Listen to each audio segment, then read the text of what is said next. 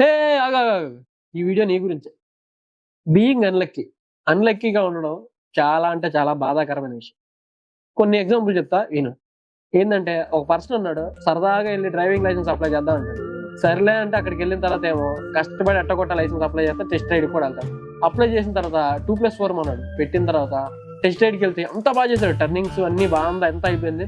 కానీ అయిపోయిందా సార్ అని అడిగితే నో టెస్ట్ రైడ్ ఫెయిల్ అయిపోయిందమ్మా, ఎందుకంటే సీటు బెల్ట్ పెట్టుకోదు నువ్వు అన్నాడు. ఇదేంద్రా బాబు అంత మాట అన్నావా అనుకున్నాను నేను. సర్లే అని చెప్పి అది పోతే పోయిందని ఇంకో తర్వాత క్రెడిట్ కార్డ్ అప్లై చేద్దామని వెళ్ళాడు. అంత ప్రాసెస్ అంతా అయిపోయింది. లాస్ట్ 10% పెండింగ్ ఉంది. వీడియో కేవైసీ సింపులే కదా అనుకుంటే పాన్ కార్డు మీద ఫోటో క్లారిటీ లేదని రిజెక్ట్ చేశారు.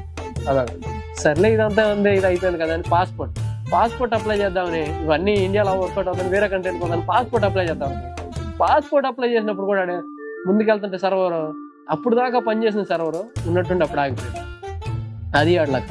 ఇంతగా సర్లే ఇవన్నీ ఎందుకులే అని చెప్పి ప్రసాదం ఉన్నాను. బయటికి వెళ్తే ఆ 10 నెంబర్ ఆడిది. 10 మంది తర్వాత 11 దగ్గరికి వెళ్ళాం కదా, ప్రసాదం కూడా అయిపోయాడు. అది ఆడ లక్. ఇంత అన్లక్కీ టైంలో కూడా లక్ కోసం ఎదురు చూడటమే లైఫ్.